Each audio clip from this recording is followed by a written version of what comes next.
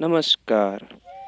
पंचकर्म में से एक कर्म विरेचन कर्म के बारे में बात करेंगे। विरेचन कर्म का परिचय एवं महत्व, विरेचन के योग्य एवं अयोग्य, विरेचन की प्रक्रिया, विरेचक द्रव्यों के सामान्य गुण एवं क्रम। विरेचक द्रव्य। विरेचन कर्म का परिचय एवं महत्व।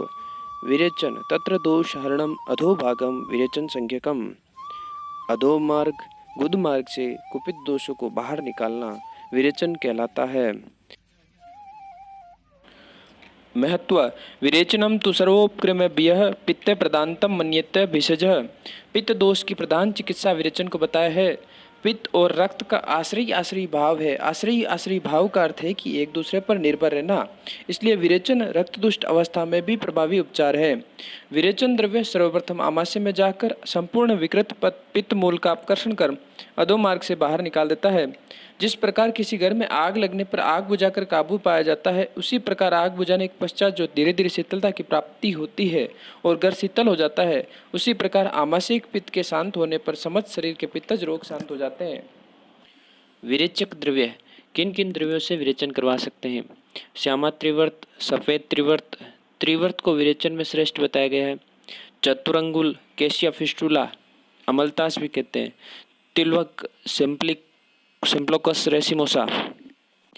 सुधा, जिसे स्नुई भी कहते हैं। यूफोर्बिया नेरिफोलिया। सप्तला, एकेशिया साइनुटा।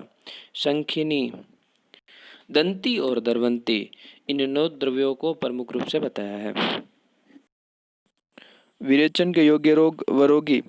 कुष्ठ, जीर्ण ज्वर, प्रमेह, ऊर्ध्वक रक्तपित्त, गलगंड, ग्रंथि, व्यंग, स्किन पर भूरे कलर के धब्बे बन जाते, नीलिका, स्किन टैनिंग, अरुचि, कासवास, उन्माद, अपस्मार और समस्त पित्तज विकारों में विरेचन कर्म करवाना चाहिए।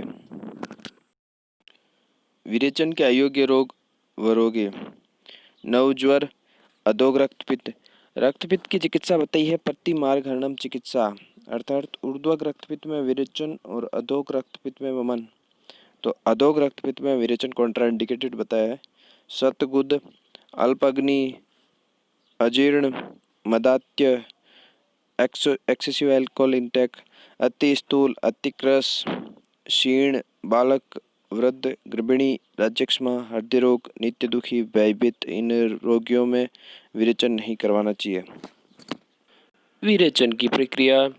पूर्व क्रम, प्रदान क्रम, पश्चात क्रम 3 चरणों में संपन्न होती है। पूर्व क्रम रोगी परीक्षण, संभार संग्रह, स्नेहन, स्वेदन।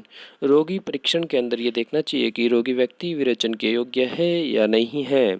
संभार संग्रह विरेचन में काम आने वाले इक्विपमेंट्स व औषधि का संग्रह करना चाहिए। स्नेहन और स्वेदन 3 से लेकर 7 दिन तक सम्यक स्नेहन के लक्षण प्राप्त होने तक अभ्यंतर स्नेहपान करवाया जाता है। 7 दिन के बाद स्नेहपान नहीं करवाया जाता है क्योंकि स्नेह सात्विक हो जाता है। सम्यक स्नेहन के बाद 3 दिन का विश्राम देकर चौथे दिन विरेचन करवाया जाता है। 3 दिन बाह्य स्नेहन, अभ्यंग और स्वेदन करवाया जाता है। प्रदान कर्म त्रिवर्त लेह।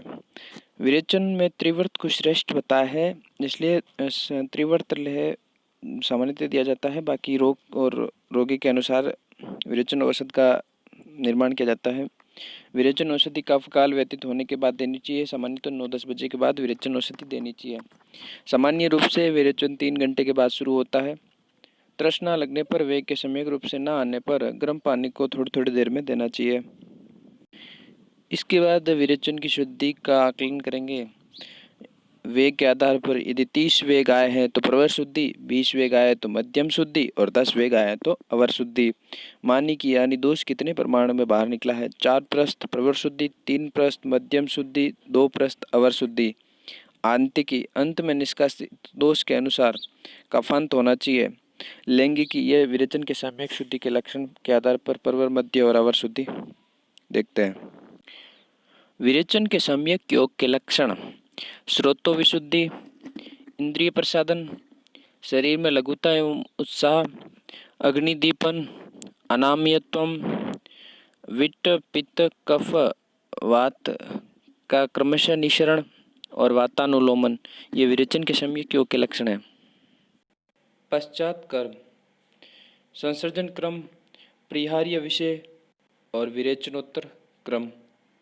संसर्जन क्रम, पेया, विलेपी, अकृत्यूष, कृत्यूष, अकृत मांसरस और कृत मांसरस क्रमशः 3-3 अंकाल, 2-2 अंकाल और 1-1 अंकाल प्रवर, मध्य और अवर शुद्धि में देना चाहिए। परिहार्य विषय, क्या क्या नहीं करना चाहिए? ऊंचे स्वर से बोलना, रथ आदि पर यात्रा करना, अधिक एवं बार बार चलना, एक आसन से अधिक बैठना, अजीर्ण में भोजन, अहितकर भोजन, दिन में शयन करना, मैथुन करना, ये त्याज्य 8 भाव है। विरेचनोत्तर क्रम, यदि विरेचन के बाद कोई शोधन करवाना हो तो वो शोधन क्रम करवाना चाहिए, अन्यथा समन चिकित्सा, रसायन और वाजीकरण चिकित्सा करनी चाहिए। विरेचक द्रव्यों के सामान्य गुण एवं क्रम।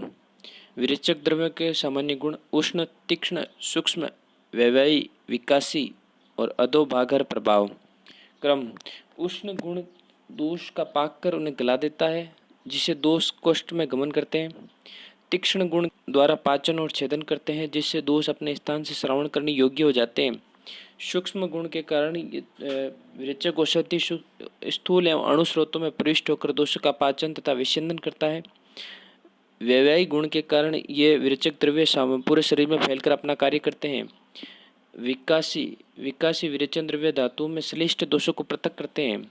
अधोभाग प्रभाव के कारण दोषों को बाहर निकालता है। विरेचन द्रव्य पृथ्वी व जल महाभूत प्रदान होने के कारण अधोभागहर प्रभाव युक्त होने से अपान वायु की प्रेरणा से पक्वास्यस्त दोषों को गुद मार्ग से बाहर निकाल देते हैं।